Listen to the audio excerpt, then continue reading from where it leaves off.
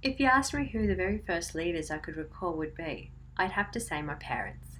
My father always identified himself as the leader of the family. However, it was actually my mother guiding and influencing my father to make better sound decisions, as their vision was to lead a stable life with great opportunities for us.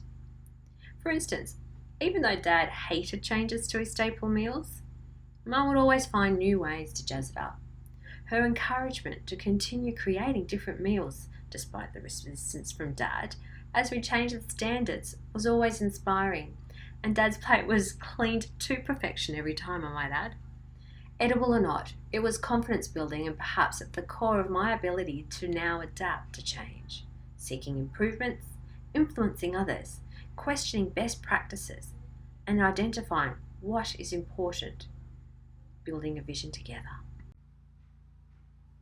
Well, I can't go without highlighting Goran Ivanisevic as my absolute leader in the world of sports. Winning the Wimbledon through a wildcard entry was so inspiring, yet a vision that was so powerful for him.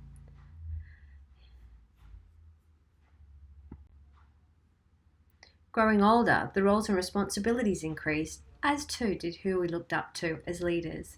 Perhaps this quote is embedded in my DNA, part of my lifelong learning. I truly believe we either win or learn, but never lose. This is my leadership style. Now, the real leaders I see every day are here at the hospitals. Graduating in 1998 with a Bachelor's of Nursing, I commenced my new graduate placement at Westmead Hospital and have been here since.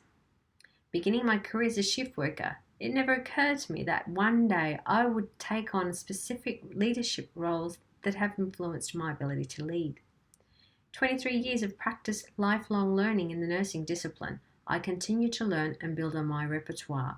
Specialising in critical care nursing since 2001, I became a team leader of the unit in 2002 and a clinical nurse specialist in 2003. Continuing my learning agreeing with SENG. Being of critical care background, I knew I was respected for my nursing and my leading skills. I was always utilised as a resource person by staff throughout the hospital in times of need, especially after hours, which I had no objection to, as I was influencing their learning also and sharing my knowledge with them. The opportunity of a clinical nurse educator knocked on my door in 2009 after being identified as a leader by my direct line manager and her superior. I was told that both my colleagues and my manager respected my critical thinking and safe decision-making skills and was highly regarded for promoting the use of policies and procedures within the organisation. I had strong communication skills, was dedicated, passionate and committed in helping staff in developing positive patient outcomes at the forefront. My managers commended my commitment to professional development as I continuously shared with my colleagues any courses I had attended in hopes to improve our practices with that information. Over the years, I have taken on different roles such as the respiratory clinical nurse consultant.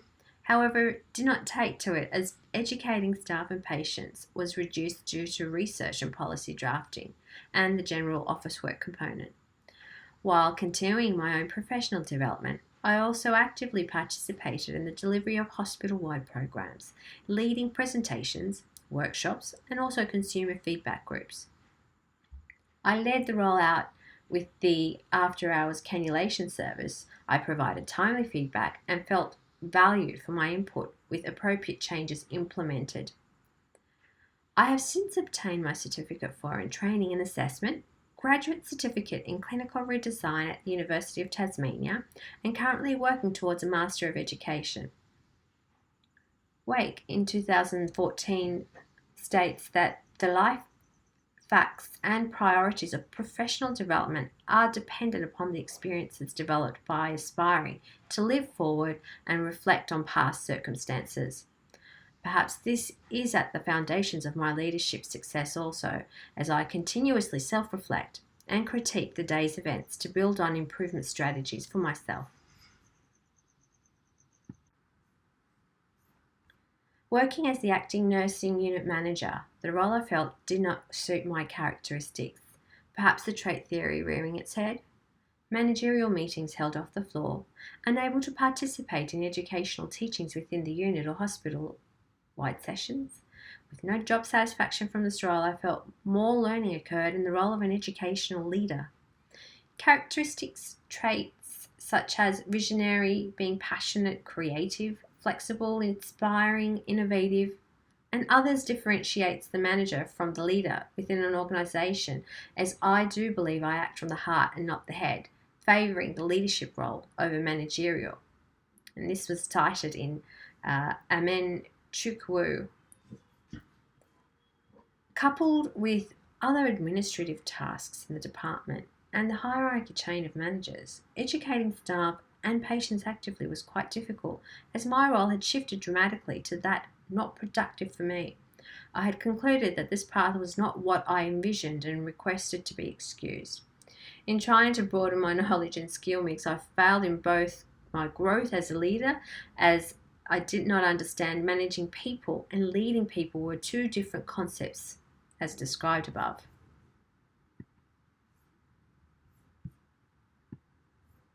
My day-to-day working schedule, trying to engage my colleagues as a leader in the nursing profession, there was an abundance of situations requiring the application of sound communication, conflict resolution, mediation and leadership skills, whilst in collaboration with other healthcare professionals when acting as patient advocates.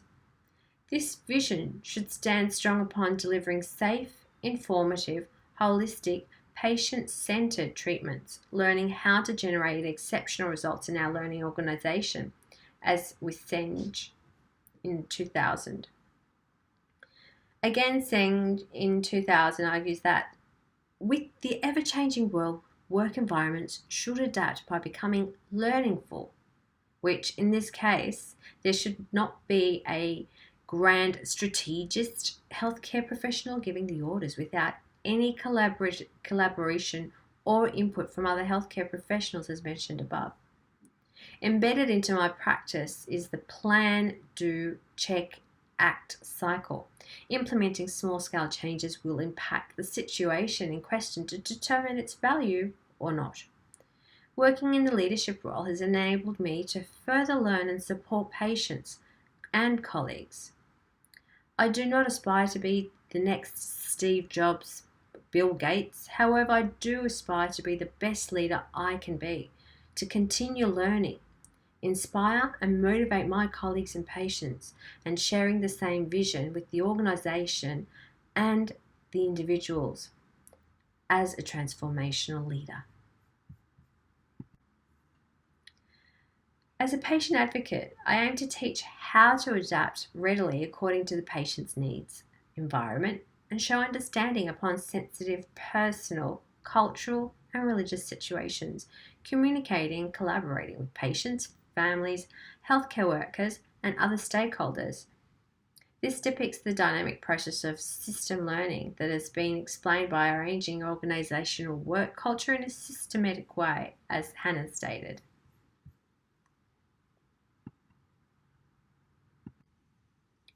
A strong believer in appropriate, timely feedback, I hope to continue to incorporate this into my daily routine and teachings. Feedback is a crucial component of success in learning, as negative feedback, for instance, helps to correct deficiencies and encourage the transformation of input for better output. I would expect any feedback pertaining to my performance be delivered timely and reasonably. Constructive criticism. The nurse educator, whom I refer to as my role model, provided valuable feedback regarding the quality improvements I had organised and executed within the organisation and our unit, the PDSA implementations, and my leadership in general, acting as a change agent. Had this nurse leader not approached me, I would not have known that I am indeed a strong, transformational leader, inspiring staff to work within the organisation, within its policy and procedures. As an effective transformational leader, empowering my colleagues to create and share a vision which will benefit the organisation, us as the nursing staff, healthcare professionals, and also the patients. Well, okay, I may not be 170 centimetres in height, I'm 148, but I sure compensate with other traits and characteristics.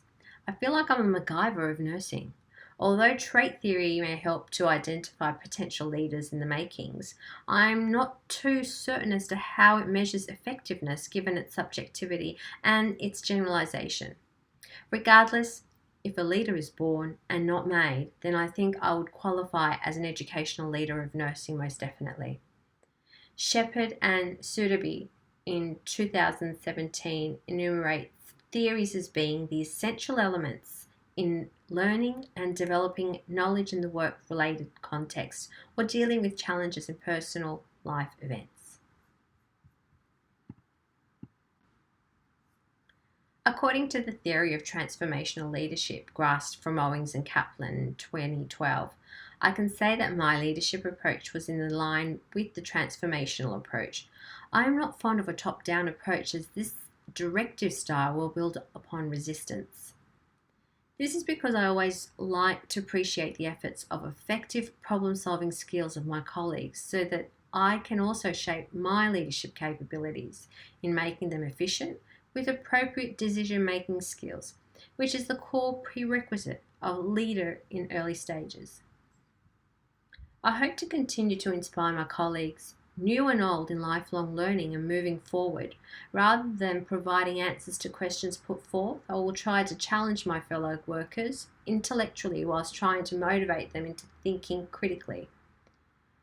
My perception of being transformational included creating team goals that are achievable yet benefiting the organisation, encouraging followers to actively engage in decision making yet think creatively, best possible practices, and give my colleagues an opportunity to lead rather than following others, or me, as the educator.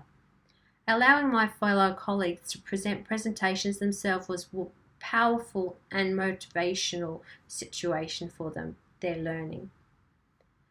As a leader, I would actively implement these 4 strategies during the meetings and day-to-day collaborative activities such as patient advocacy during end-of-life discussions and care plans for patients with critical conditions.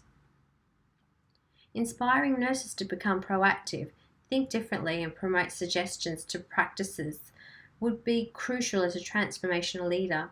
Influencing others with my experience and knowledge is important for mutual exchange of ideas as a transformational leader.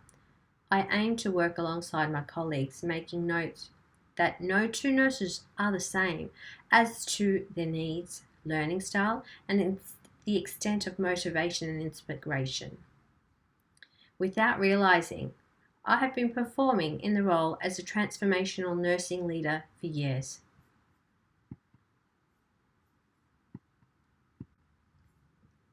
My turning point was when I decided to take on online leadership training to improve my leadership skills.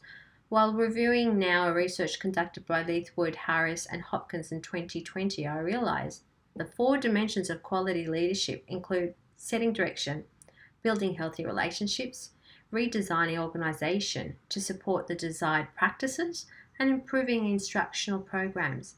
I became inspired to become a transformational leader, a stronger transformational leader. I equally became aware of the fact that being a leader involves putting oneself above the normality. Ralph Stockdale, the inventor of the trait leadership theory, suggested that a leader must exceed the average group members in intelligence, scholarships, social participation, being active, and dependability in exercising responsibilities. This was cited in Owings and Kaplan in 2012. I was challenged to become a better educator, a person with better improved clinical and critical and creative thinking skills in order to foster change. Barr, in 1973, assumed that an effective organisation constitutes independent dimensions which must work collaboratively and offer feedback to understand the consequences of the system. Exploring the concept of system theory, I understood that organisational goals are discovered through the capacity to respond to the surrounding environment. This made me to think about how to formulate goals and objectives, focusing on the fact that an organisation is a system rather than a mechanism designed for single-minded pursuits of goals. As a transformational leader, I took on the role in leading the after-hours cannulation team hospital-wide, as mentioned earlier. This was aimed at re-educating staff of new practices and policy updates, but also improving patient safety and outcomes with timely insertions of cannula, hence medication therapies, and decreasing associated risks. I engaged in educating staff, both nursing and medical, leading the changes on how we communicate and cannulate from a non-sterile to a sterile technique scenario. To ensure the process was successful, we organised workshops over the span of the 3 months. The role actively led change with frontline workers at the micro level who later became experienced in performing cannulation procedures safely and abiding by the organisational policy and procedures. In the process of improving the department's efficiency, the whole hospital improved its policy compliance, minimising infection risk, which was fabulous. While educating medical and nursing colleagues, they expressed their satisfaction in my leadership style, which they linked with competency, commitment, and dedication, and inspiration.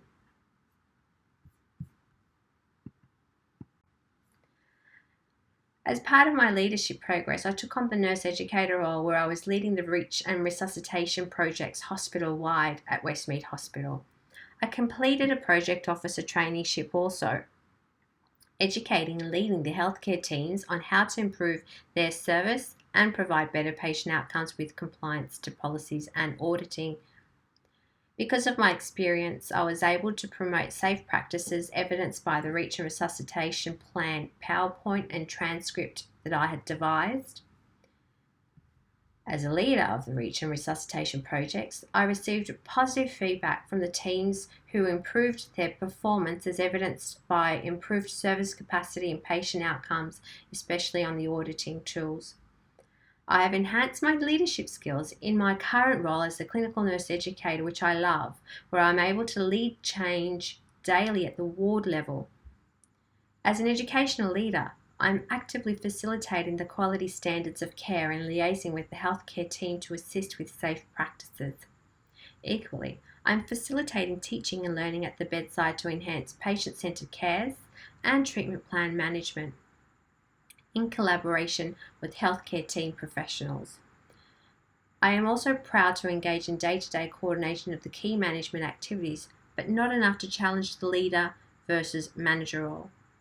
I am consistently demonstrating professional work ethic and endeavouring to maintain high standards of service and care, and being readily flexible and adaptable to the needs of the patients, showing sensitivity, understanding to personal, cultural, and religious requirements is of great importance. Throughout evidence-based practices, I am committed to identifying areas for improvement and contributing to these improvements, enhancing my communication and coordination skills, providing feedback, and expecting the same from my colleagues to continue my professional and their professional growth. Doing what I love, hands-on, and leading the education of our patients and healthcare teams. Working in collaboration as an educational leader impacting the lives of the nursing staff, healthcare professionals, and the patients and families. Leading the way in educational leadership as a transformational leader, understanding learning is lifelong regardless of the environment. This is my personal leadership journey. This is me.